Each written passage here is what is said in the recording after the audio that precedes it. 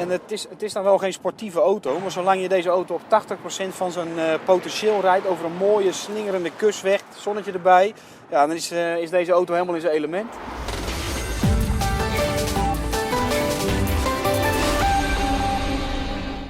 Kent u de Astra Twin-top nog? Dit is zijn opvolger, de Opel Cascada. 4,70 meter lang, een vanafprijs van €34.000. En volgens Opel moet hij kunnen concurreren met de Audi A5 Cabriolet. Geen Astra meer, de reden, Opel positioneert hem in een hoger segment. Omdat het segment van de Astra volgens Opel veel te vol is en het heel moeilijk is om je te onderscheiden.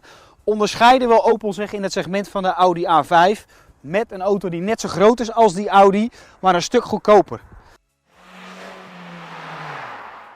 De ontwikkeling van de Cascada heeft 2 jaar geduurd en vanaf het begin was het duidelijk dat de auto een softtop zou krijgen.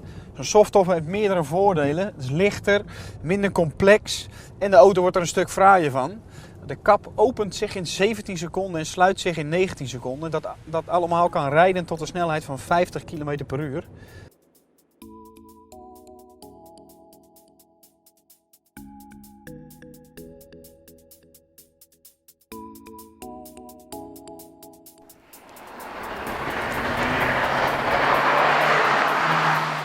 Deze cabrio heet dan wel geen Astra, hij staat natuurlijk wel gewoon op het onderstel van een Astra, van de GTC, de 3-deurs.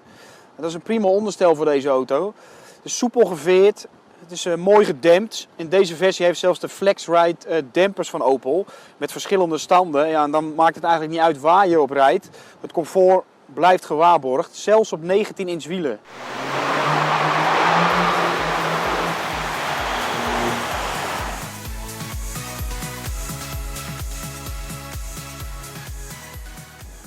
Deze Cascada koop je natuurlijk niet om als een hooligan mee over een bergweg te knallen. Daar neem je geen cabriolet voor. Maar mocht je onverhoopt op een leuk stuk asfalt terechtkomen, dan kun je toch heel aardig meedoen. Want de wegligging van deze auto is gewoon goed. De vooras heeft heel veel grip, blijft daardoor lang de gekozen lijn volgen om uiteindelijk over zijn voorwielen naar buiten te glijden.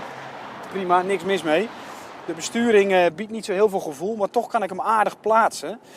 En het is dan wel geen sportieve auto, maar zolang je deze auto op 80% van zijn potentieel rijdt over een mooie slingerende kustweg, zonnetje erbij, ja, dan is deze auto helemaal in zijn element.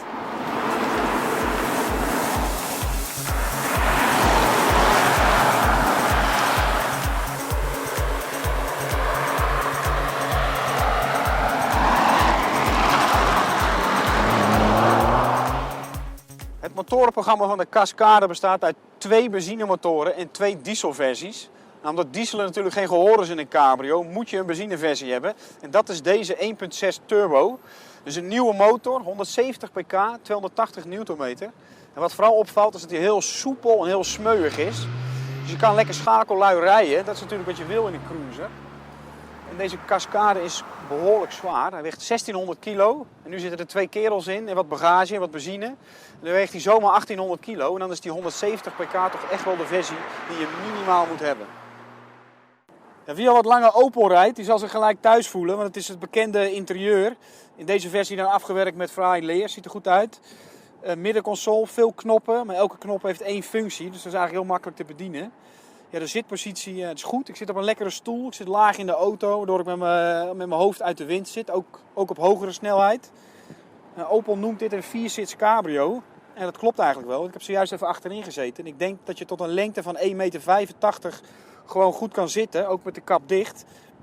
En als we nou even kijken naar concurrenten als bijvoorbeeld een A3 cabrio. Ja, dan is deze auto toch echt wel ruimer. En dan zit hij toch zeker qua ruimteaanbod wel in de buurt van een A5 cabriolet en een E-klasse cabrio. Dus dat doet Opel eigenlijk heel goed met deze Cascada.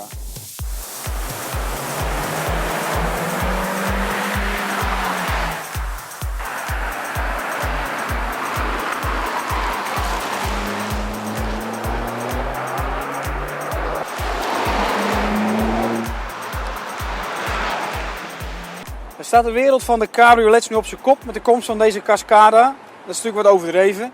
Als je kijkt naar een BMW 3-serie of een A5 cabrio, die zijn net zo groot als deze auto. Maar die weten dat luxe, dat premium gevoel toch wat overtuigender over te brengen dan deze Opel. Maar goed, daar betaal je dan ook aanzienlijk meer voor.